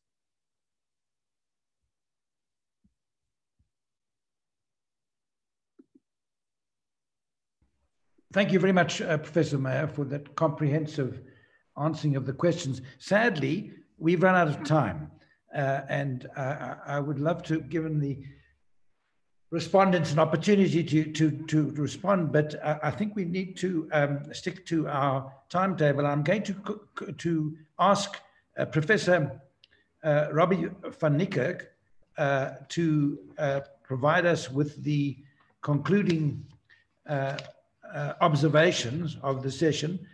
Professor Robert van Niekerk holds a BA in English and a BA Honours in Industrial Sociology from the University of Cape Town, an MSc in Social Policy from LSE, and MPhil and DPhil in Comparative Social Policy from the University of Oxford. His recent published work is on social democracy, social citizenship, and the African National Congress. I should also mention that Robbie has been the driving force behind this event this evening. I'd like to thank him very much for the sterling job he's done. Over to you, Robbie.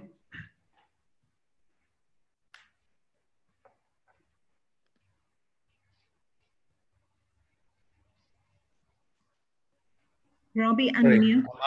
I'm unmuted, sorry. I think thanks Eddie, and thanks colleagues for what I thought was a very rich engagement, a rich sharing of ideas, a lot of contestation about the idea of the corporation, how it could be repurposed. I think Colin gave us some quite interesting sets of observations about the possibilities of repurposing the firm in terms of the current global realities and imperatives that drive firms. And I was trying to reconcile Colin's observations on the continuing need for the firm to be profit-making as one raison d'entrée of what the firm is about, with the idea of trustworthiness, which for me reconnected with the idea of the firm as something that is invested in the social, and very much that's what I'm interested in, the social policy dimension, the welfare elements of the firm. And I would have wanted to have seen perhaps more engagement with that, the idea of how the firm can be a more inclusive institution and meet the social needs of not just society, but even within the firm, the people who make the reality, the profits, the reality, which is partly about certainly the governance structure, but it's also about the workers on the ground. So partly also my comments are reflecting on how we, in the project that we are about, which includes SCIS, the Department of Business and Finance, where Vishnu is located, and our Wits School of Governance, is how we think about the issue of repurposing the firm conceptually and theoretically. And it's inescapable, I think, from just reflecting on some of the observations, that we can't escape that past history or historicization of what the firm has been as an institution of oppression and exploitation. And even in its repackaged form, its rebadged forms in the era of Black economic empowerment, that it might suggest the forms of co-optation with a previously existing agenda of oppression and exploitation, just to put it in those terms, and that it hasn't actually thought wider than the limits of the firm as historically configured. So that's something I'm struggling and thinking how one can deal with. And I think, yeah, I think Darlene has, Dr. Miller has drawn our attention to the problems of exclusion as expressed by women, and the intense effects and the dangerously insidious effects of patriarchy in excluding a very important sector of our society, women, from participation, not just in the notion of a repurposed firm, but in the wider society. So I think there are some concerns around how we understand the notion of repurposed firm in a South African context, and that we've still got quite a while, a way to go to see an agenda emerge that can allow the different sectors who have an interest in repurposing the firm to actually see that come to some fruition. And I'm also very struck, and it's something I have raised before, about the fact that a key leading thinker of capital, in fact, Anglo-American was mentioned earlier, Gobby Godsell, in 2012 suggested that the corporate sector needed to put together a commission of inquiry into the high rates of remuneration that corporates enjoyed. And Bobby Godsell's view was that we're not, in some terms, we're not getting bang for our buck, that the scale at which corporates were rewarding themselves through the remuneration structure far outweighed the actual purpose of value. And he wanted that to be investigated in a proper commission of inquiry. And it was interesting, our democratic government never actually took up that option to say why our corporates pay this outlandish salaries, and we don't actually see the corporates moving in a more repurposed direction. So I think that was quite interesting. Our thinking, even within capital, is some sectors are saying that what we are seeing in a South African context is not a move towards repurposing, but a deepening of existing forms of inequality, which of course is very worrying. But I think linking to that ideas of, in a South African context, understanding historical context, which I think Pundy very forcefully saying we can't ignore that context, is to say, what can we do about it? And Vishnu's point that part of our exercise in deepening our democracy as well, because we are a constitutional democracy, is to not ignore the democratic impetus that comes from social movements, working movements, and so forth, to also apply pressure for change because of, in some respects, the very deep inequality manifested in our labor market in terms of inclusion and exclusion. And we've got incredibly high unemployment rates in South Africa, that it's a question of then who is positioned to contribute meaningfully to the repurposing of the firm, and with what benefits in mind. So those are just some of the thoughts that come to mind for me from this very, very rich exchange, this dialogue, which I hope we can continue with Professor Mayer, with Colin, into the future, and to think about how we can forge a research agenda into the future that takes on board all this rich engagement, rich discussions. And colleagues, I'm very mindful that you've indulged us for 2 hours of your time, and it's been a very rich discussion. So I also wanted to conclude by thanking some colleagues who made this event possible. I first want to start by thanking Lerato, our colleague, whose intervention in terms of the technologies, and she did it like a a commander-in-chief of an army, we would not have had the quality of engagement that we had today. So very much thanks, Virata, for making the technologies possible for our engagement and keeping us in line. And then, of course, really a very warm thank you to Colin for his rich exchange of ideas and thinking. And of course, we will look to the book that he's mentioned is available as an open access title, which I think hopefully is a sign of our repurposed publishers can allow for knowledge to be shared more widely and for those who want it without commodification elements. Also to thank the panelists, Prof. Vishnu Padayachee, Dr. Darlene Miller, Dinga, Sikwebu, and Prof. Pundy Pillay for the rich exchange and diverse exchange of ideas. I think there's a lot to ruminate on there. And last but not least, also very much thank Eddie Webster, who helped conceptualize and frame our discussion today. Not an easy discussion because there are many issues that are embedded in the discussion we're having today, but in ways that allowed us to open up the discussion and get these diverse views across, anchored around Colin's very interesting input. So this leaves me to thank everyone, and a big hello to Colin there in Oxford. I'm sure we've got it hot here in Durban. I think it's cooler in Oxford. Hopefully it's getting warmer as the time progresses into spring. And just to wish everyone. And Eddie, I don't know if you've got any final words you want to leave us with before we close today. Thank you. We ought to thank you, Robbie, very much for those wonderful concluding comments. I don't know whether, Colin, you want to say anything or not? I won't say anything more other than to say, Eddie and Robbie, thank you so much for having organized this event, having invited me to participate. I enjoyed it immensely, and I'm extremely grateful to all of the commentators as well as to you for their very helpful insights and thoughts. So thank you very much indeed. Well, thank you again. I'm sorry, Colin, we'll have to take you out for a virtual beer, the local pub.